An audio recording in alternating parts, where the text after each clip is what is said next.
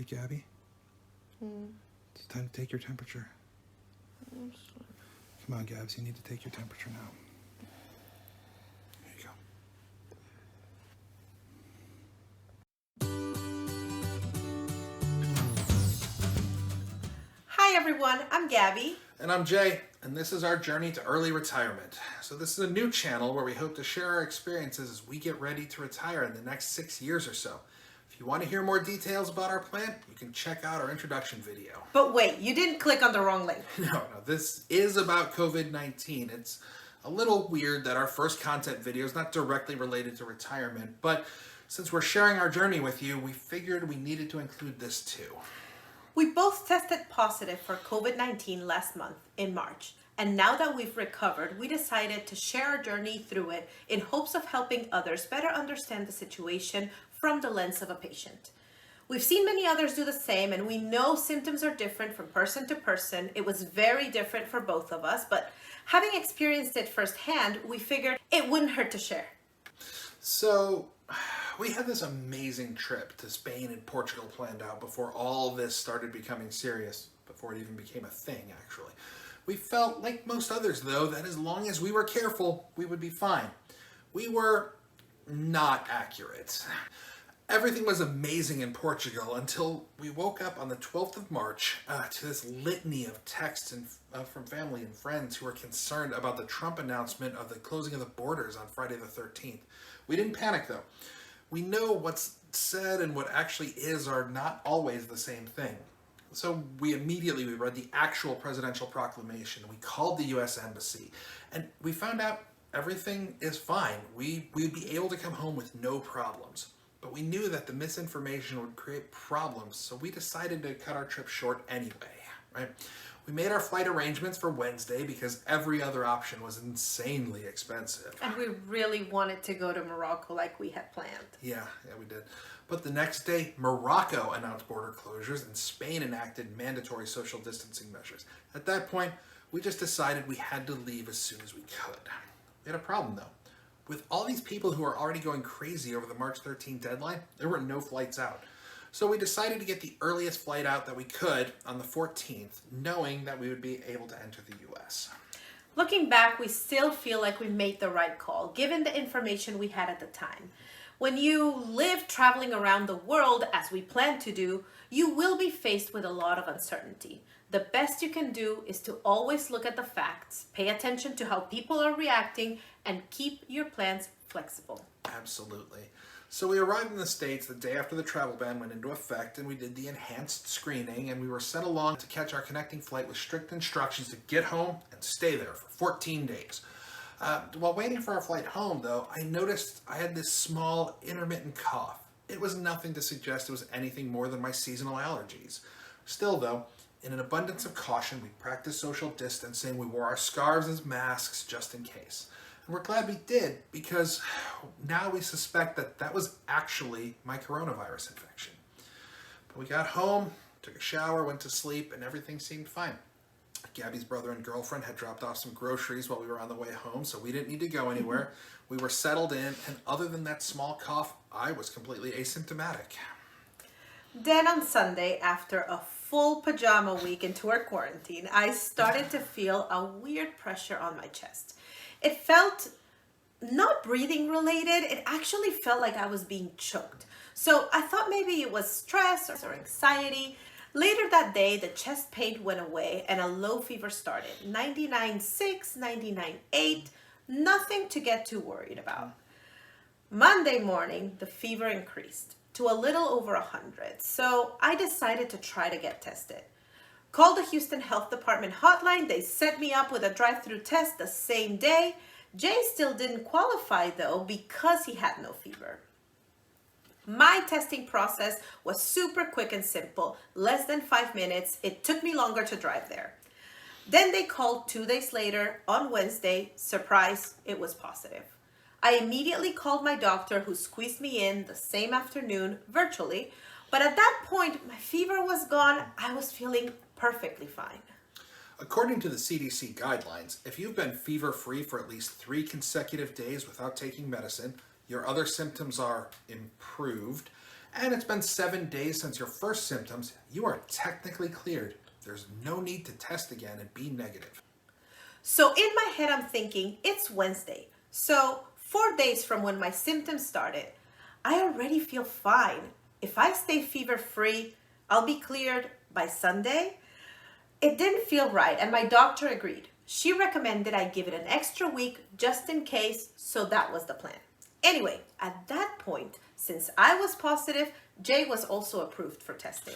Yeah, so I called my doctor immediately and asked them what the protocol was. They had to get me a video visit, and the earliest they could do was in 2 days.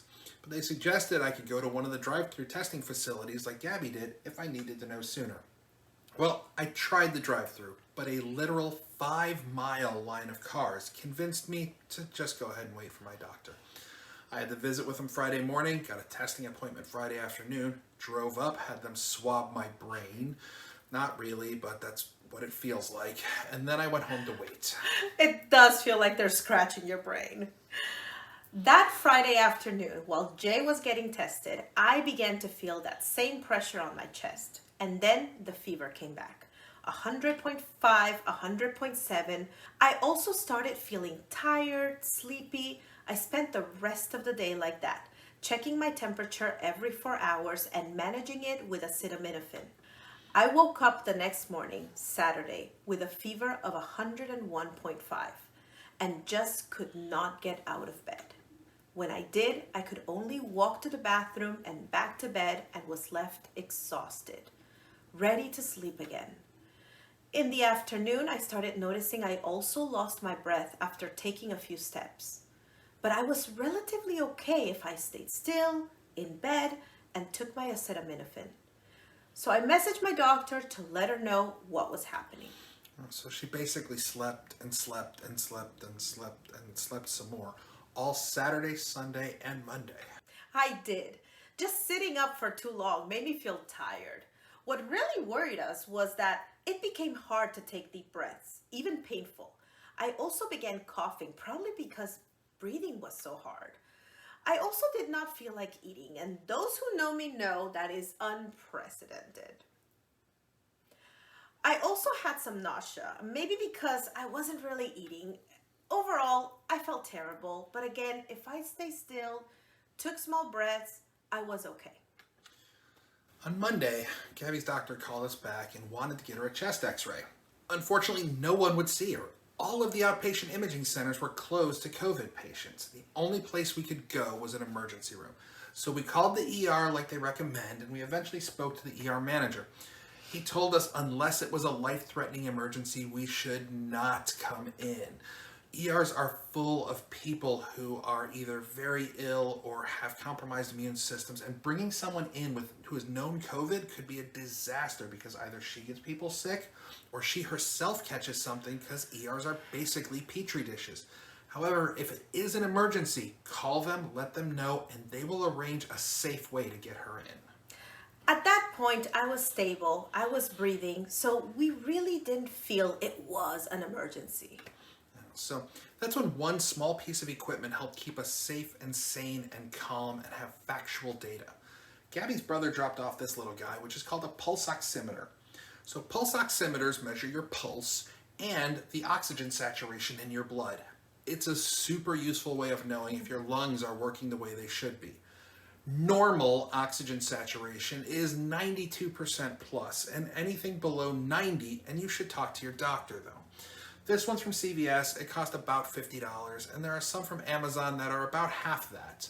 Between a thermometer and the pulse oximeter, we were able to keep a really close watch on her vitals. We even kept a journal of them.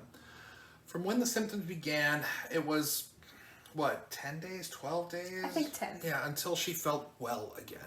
But it really gave us that peace of mind, knowing there was no need to rush to the ER as long as we kept monitoring and paying attention. That was our experience, though. We are not doctors. This virus seems to behave differently in so many different ways, and the best advice we can give you is follow your doctor's orders. Not TV, not social media, not ours. We are very aware of how fortunate we are, not only to have been able to get over this without having to go to the hospital, but also because we are able to continue to work from home and be employed without having to put ourselves or others at risk.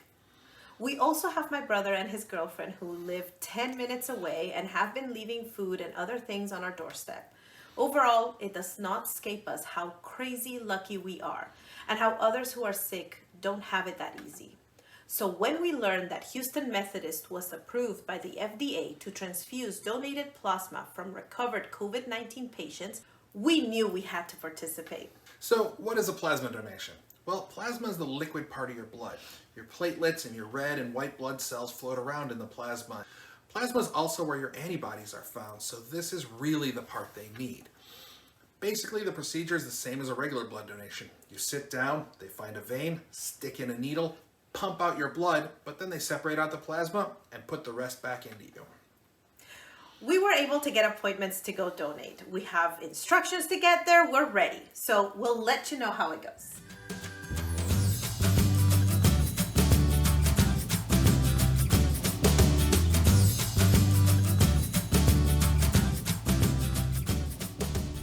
Here we are at the world famous Houston Medical Center. We're at Houston Methodist Hospital right now. We got here a little bit early so we could make sure we got parking, we could find our way around, knew everything we needed to do. We have our masks right here, like good citizens. When we go inside, we're going to be met by hospital staff who will take our temperature, give us new masks, and then give us wristbands, get us signed in, and lead us to the next part of this. I'm a little nervous. We have both donated blood before, but never plasma. So we'll see how this goes.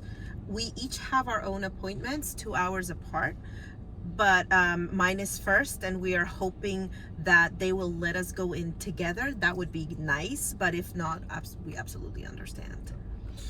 We'll see you inside.